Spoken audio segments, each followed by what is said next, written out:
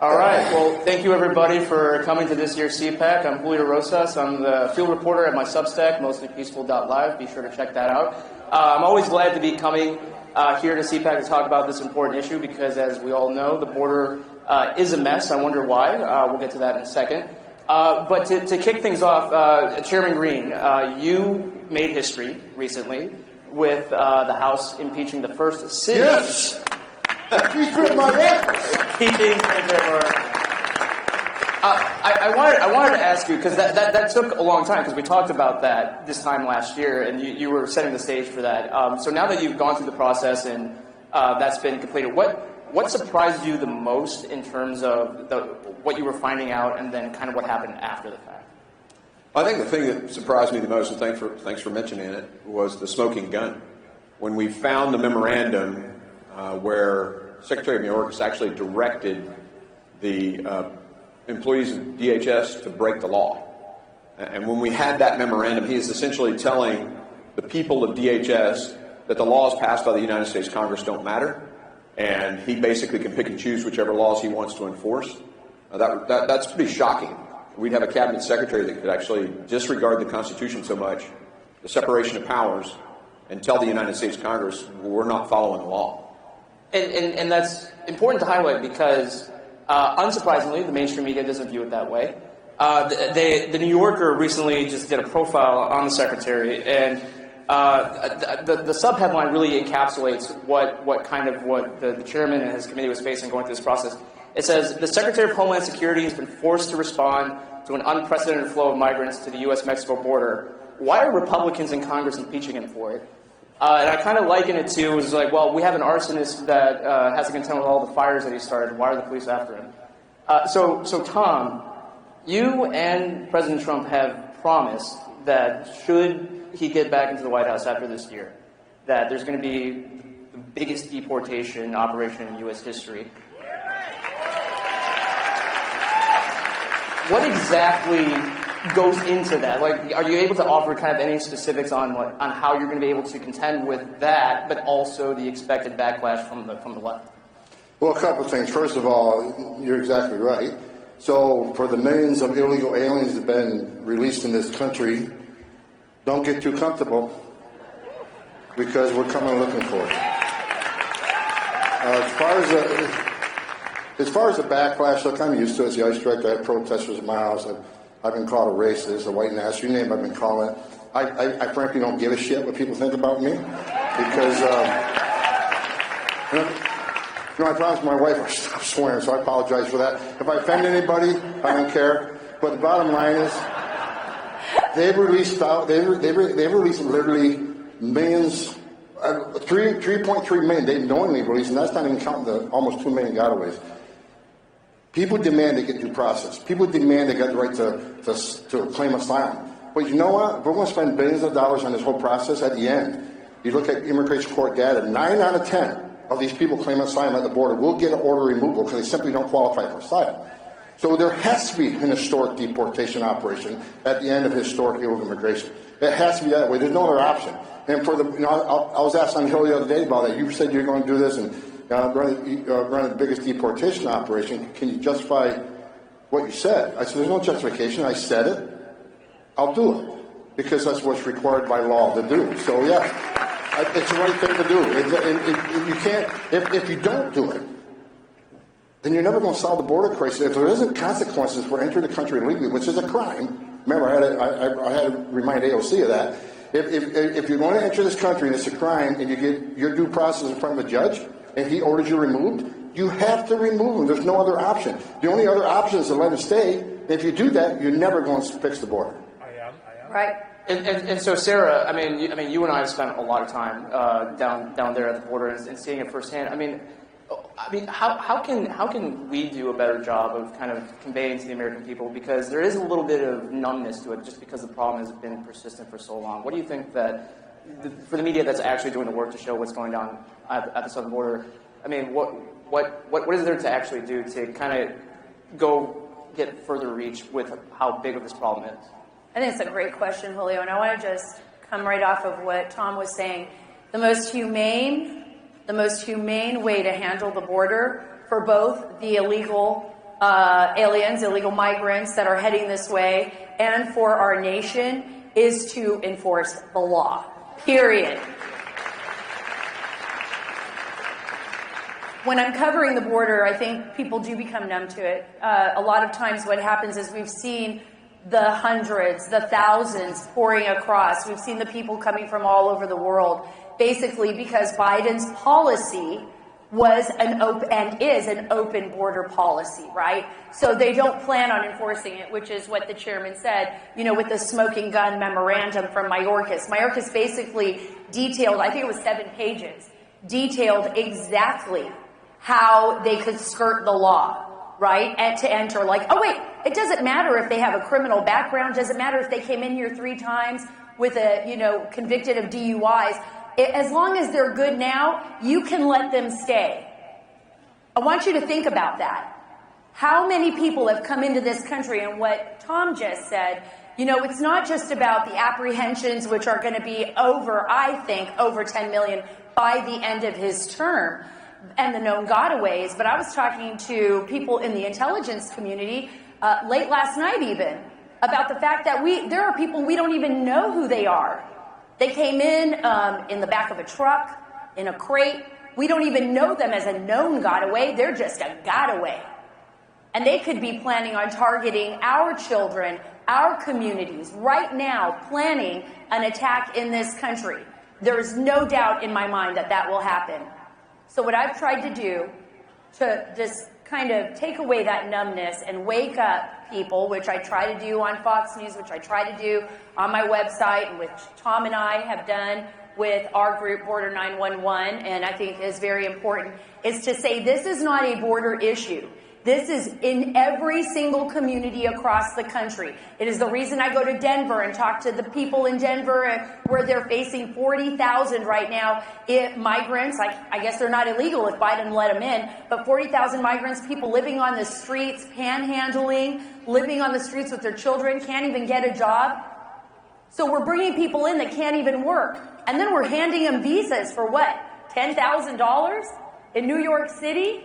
You know, here's your card, which, by the way, is being hacked and taken by criminal networks. So people are on the streets and living on the streets, and we've got criminals robbing and pillaging in our cities, and we've got drugs. The cops getting beat up in Times Square. If I could jump in on that, though, one of the things we also have to do is elect, in our primaries, candidates who actually make the border a priority. I'll give you an example. In Virginia 7, a young man, ex-Navy SEAL, Hamilton, is running, and he's in Virginia, and he made the border the #1 issue. Right. And that's the kind of candidates we've got to be supporting, is people who say this is the greatest national security threat to our country, and we're going to make it #1 even though we're not in Texas or Arizona. Yeah, whether it's Denver or Chicago or any place else. I actually endorse Cameron, because Cameron does take the border seriously. He's great. So God bless Cameron in his fight to fight this country, to take this country back. Well, Mr. Chairman, because I mean, Sarah was talking about basically the threats that are the national security threats, and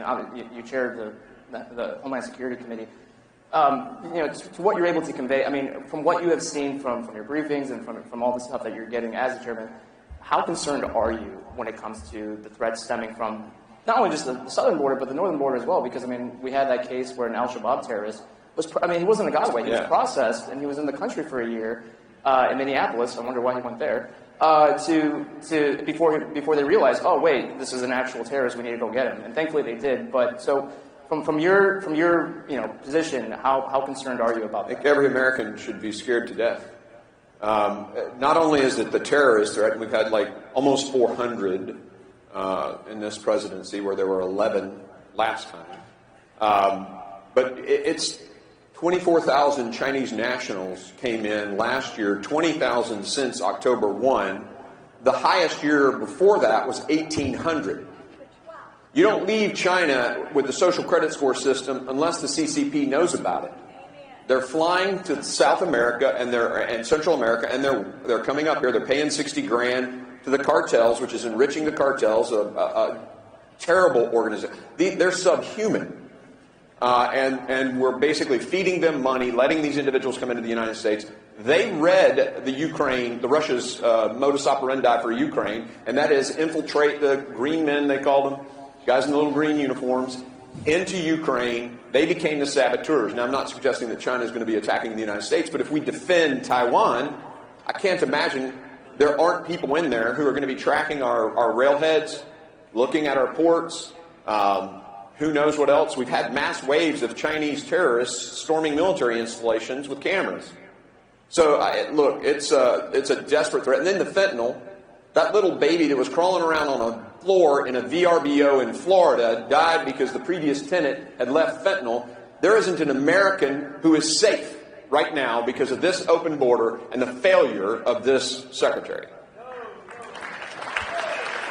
And so, Tom, I mean, you've been in this field for a long time. You've been on the ground, and then you worked your way up. I mean, tell us about just the human impact, about what's been happening, from what you've seen, even when it was happening on a very limited basis. Yeah, you know, I started in Border Patrol in 1984. And look, I worked for 6 presidents, starting with Ronald Reagan. And every president I ever worked for, even Clinton and Obama, took some steps to secure the border because they understood you can't possibly have national security if you don't have border security. No one did more than President Trump. What President Trump did was unprecedented. And the reason I wake up pissed off every day is because this administration, Joe Biden's the first president in the history of this nation who came in office and unsecured the border on purpose. And people want to say that the past administration, the Trump administration, you know, Trump, Homan, you're all, again, racist, your policies are inhumane. Well, let me tell you something. When President Trump had illegal immigration down to the 45-year low, illegal immigration was down 83 to 90%. Doctors Without Borders did a study. They estimated that 31% of women they talked to were sexually assaulted making that journey. That's who admitted, 31%. So when President Trump had 90% less people coming, how many women weren't being raped?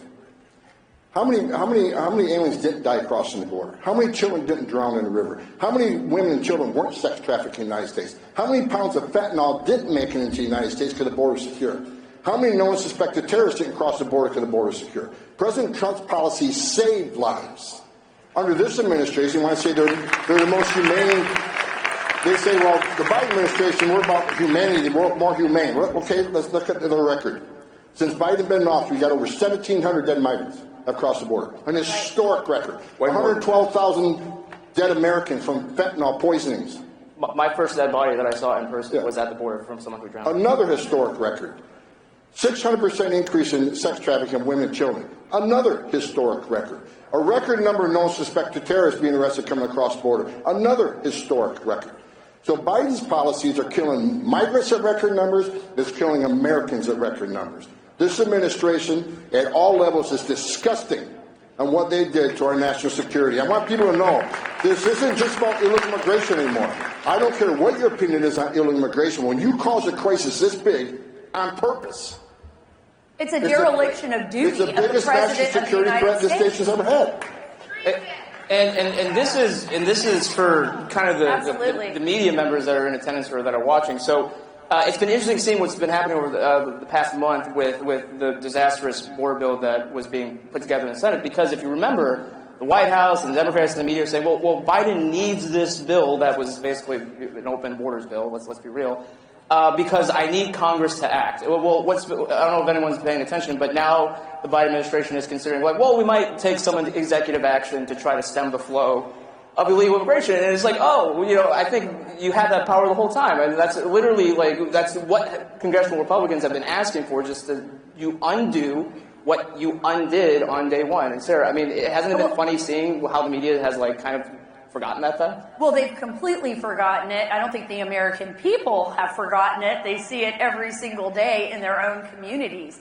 And Tom brought up a really good point that I think this is about lives lost, right? American lives lost, migrant lives lost, a nation now facing one of the most historic national security crises.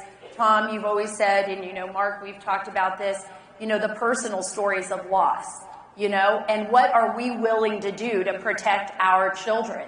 Somebody out here said treason. This is a dereliction of duty. It's treason. Call it what you want. But it is absolutely putting everybody's life at risk.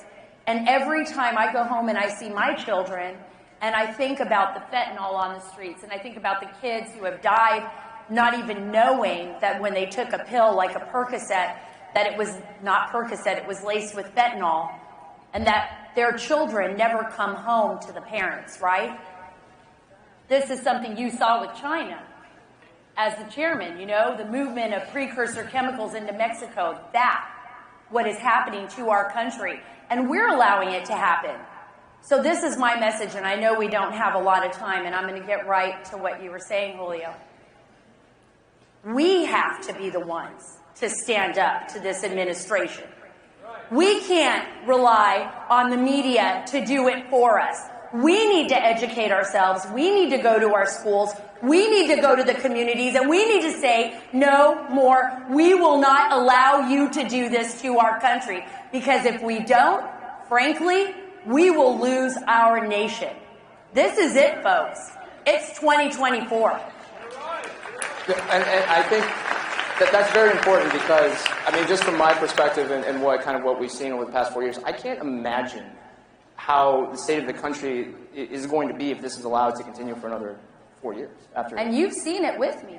Yeah, and so, Mr. Chairman, I kind of wanted to ask. So now that you've got the impeachment done, and unfortunately you'll be leaving at the end of your term next year. So then, what's kind of the next steps that you can do in the meantime to try to keep pressing the issue? Well, we'll keep doing our oversight hearings. We're going to keep subpoenaing. We're going to keep, I mean, he's obviously impeached now, so one of the things that we have to determine is he's got to come present a budget. So we're looking at the rules on how do you bring an impeached secretary in. So every time we can make an issue out of it and highlight the border, hopefully there's a trial in the Senate. And if there's a trial, look, Chuck Schumer does not want a trial in the Senate because we're talking about the border, and every time we talk about it, it hurts their candidate. And that's part of the reason why we did it in 5 phases was to educate the American people, to your last question. But, yeah, I mean, we're just going to keep doing what we've been doing, making America aware, and hopefully we'll get good candidates in, and we beat this guy and put Donald Trump in the White House. And Tom, I'm curious. I want to get your opinion because it seemed like it took a while for the rest of the country to really feel the impact of all this illegal migration coming in because like with this past summer with like New York City and Chicago, they're finally starting to say like, hey, we're a sanctuary city. And it's like, but wait, we don't want all these people coming in anymore. And a lot of the residents, you know, they're not typical Republicans or Trump voters. They sound like they're coming straight from a MAGA rally. Well, do you think that there's going to be a tipping point, or do you think we've reached that and enough people have kind of woken up to how serious the problem is? I think we're at a tipping point. I think America's smart. I think the taxpayers are smart. They know what this administration is bold. Look, right now they're trying to flip the script, right? Now the border's out of control because Republicans failed to sign this disastrous security bill. They created a bill. They got a few Republicans to agree to it, but they know it never passed the House. Why did they do that?